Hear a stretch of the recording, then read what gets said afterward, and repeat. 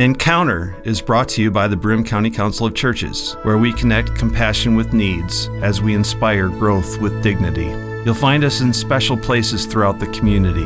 For those who remain hungry, we provide meals. For those who are challenged, we build wheelchair ramps. We comfort those who are ill, minister to those who are confined, and we remain an advocate for change and understanding on behalf of every element of our community. Connect and inspire. Encounter the Broome County Council of Churches.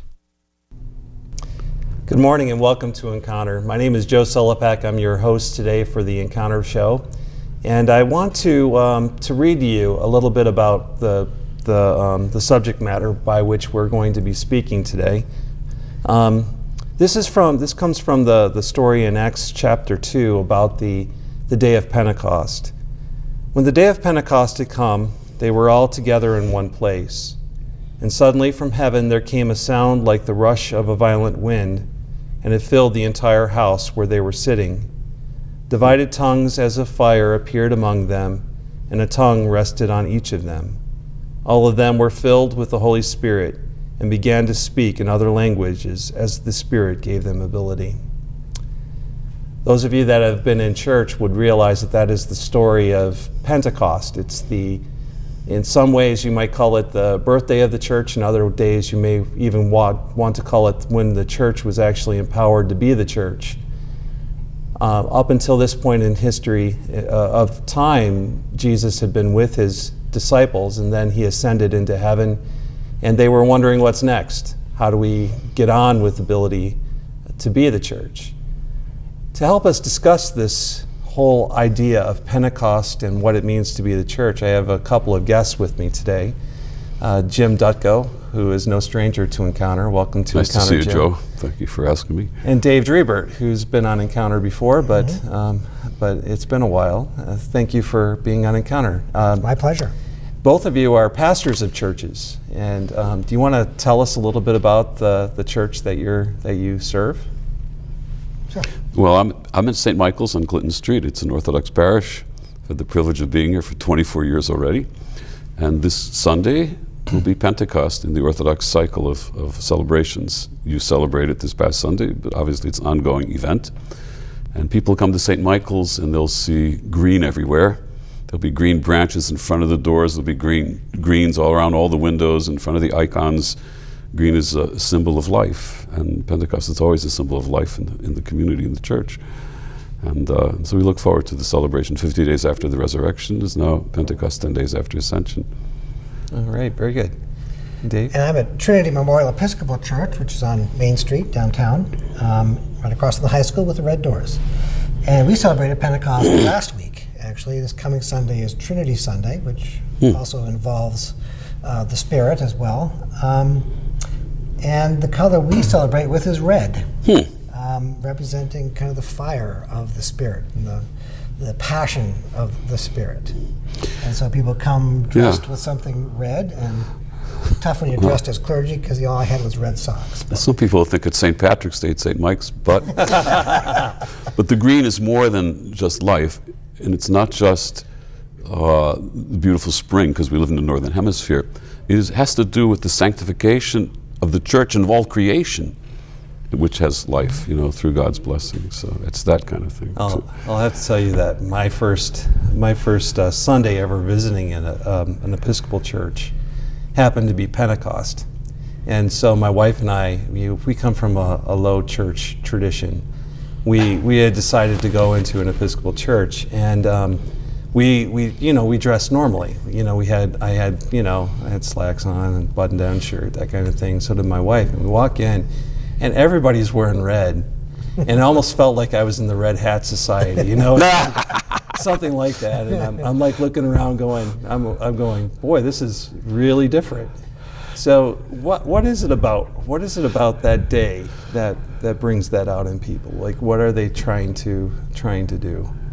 Well, I think we're trying to commemorate the fact that the Spirit has come into the community, as you said, enlivening and commissioning the church in a way. I'm not crazy about using the birthday of the church kind of analogy. It kind of gives the idea of birthday cakes and balloons. Well, sometimes we have red balloons in the church as well on Pentecost. And so, well, go ahead. Well, when we were talking earlier, I mean, before we even started, Jim made the idea that the church had already existed. The church has already existed. Right. I mean, the church is the ecclesia, the gathering of the people of God who are called by the Lord. So they're with the Lord 3 years. They have the community. But it's a question of empowering the community to be what it's called to be. It's kind of like you have your iPad over there, and I mean, eventually the power is going to run out. You have to plug it in to get it to do what it has to do. And so this is like the enlivening of the reality. I mean, you have a major transition of people who are huddled in an upper room out of response to the Lord's command to wait and pray, but also there's fear that something might happen to them as what happened to Jesus.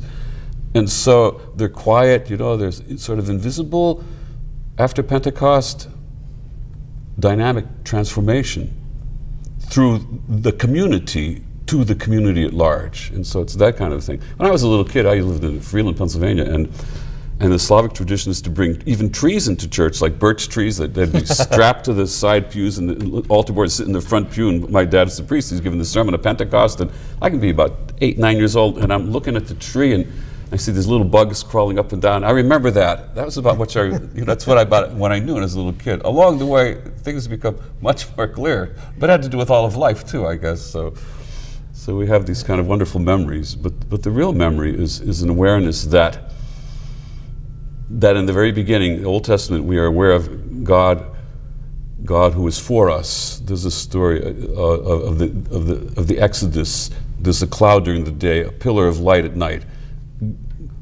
God for us. We come to the revelation in the New Testament, Emmanuel, God is with us through Jesus. With the Pentecost becomes the awareness, God is in us. Come dwell within us, cleanse us from every blemish, save our souls, O Blessed One.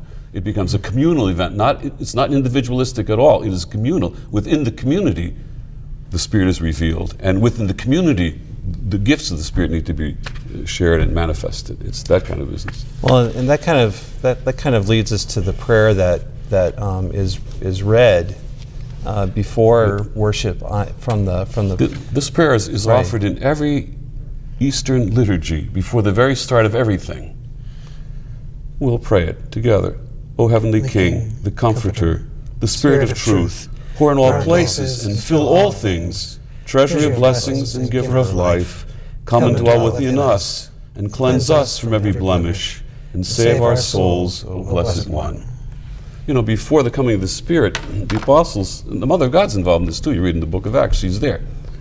They're preparing for what the Lord has promised on the night before he dies. I will send you a comforter to come and dwell within you.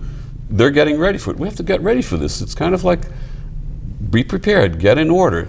Sometimes there's things we need to be doing, and so watch and pray and get yourself in shape here. And of course, the most mysterious person of the Trinity is the Spirit. Right. It's hard for us to get our hands on that, and I think there is an individual piece of it. When we pray, doing centering prayer, or it's often the Spirit praying within us. In fact, somewhere it says groaning. When we run out of words, the Spirit prays for us and prays with us. So there is an individual piece of it, but of course that alone is going to be pretty sterile. And so you do need that sense of community, of praying together in community, of working together, of the gifts that the Spirit gives us in community that make us an effective church. But then the third level of that is, the community out there for the rest of the community. And we hear the people hearing the language being spoken in their own tongue, in their own language. And so this represents, the Spirit is for all people, not just for the people behind the closed doors in the upper room. So that kind of leads me to, we had this discussion before, to an icon in Eastern Christianity of Pentecost. This is one that people probably don't know very well unless you're part of the Eastern tradition. And even if you are, you might not still understand it because it seems kind of unusual. But if you look closely at it, this is a gathering of apostles in an upper room. But even Paul is involved in this because it involves the life in the church, the totality of the church. So the Apostle Paul is actually pictured in the Yes, top. he's pictured right here. Right-hand corner. Right here. And sometimes the evangelists are pictured, Matthew, Mark, Luke, and John, plus whatever. Okay, Right. and sometimes the Mother of God is in this. But it's interesting, heaven is depicted by this circle and this light illuminating from heaven, which is the sign of the Spirit, the wind and the fire, whatever. Okay, and so, but as you see these people sitting, they're sitting in a circle. It's conciliar, if you will. There's no pyramid structure here. So there's some equality, a sense of that. There's also diversity. There's young, there's old. If you look at the garments of the people who are sitting, they're all different. Each one has something different, okay? And they're in harmony, okay? It's calmness. The Spirit of God is in them. They're going to be all right, okay? Now, if you look at this icon, there's something else that's really puzzling if you don't know much about icons. It's like peeling an onion.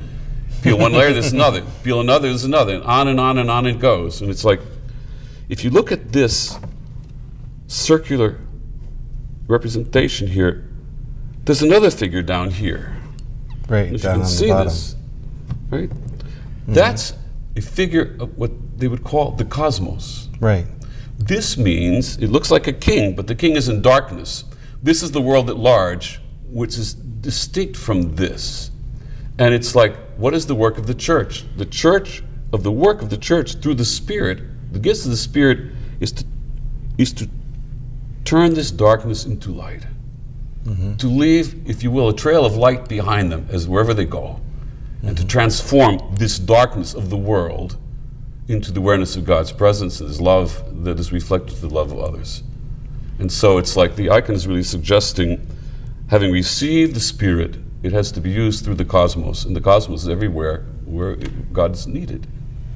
And so it's in the poor, it's in the afflicted, it's in the suffering, it's the sick, you go on and on. It's in the world where there's horrors and wars and manifestations and all kinds of, those things, into this place, in a world that's secular, that doesn't really have much use for any of this stuff, into this darkness, because this king, if you will, is in darkness. He holds in his arms, it looks like a cloth, and there's 12 scrolls, which are teachings of these people. But the scrolls that are here have to be opened, and someone can help open them, which becomes the life of the work of the church. And so the icon becomes a window into the reality of Pentecost, which is God in us. Right. So it's powerful stuff. What's interesting to me when I think about Pentecost and the different languages that Dave brought up and the community that you're talking about is that for me when I'm thinking about it, I go back to some of the Genesis readings from the Tower of Babel, where you see the what common language could do for a person, for us, and they began to build a tower, and the idea of building the tower was that they could become God. We could usurp the role of God in our lives. But it seems to me as if the common language that of Pentecost within Acts it's not that. It's a counter language. It's a language that actually counteracts what happened in Babylon. It can join us together as a people, but it can't. But it will do something more than just what happened in Babylon, or the Tower of Babel, where we're trying to usurp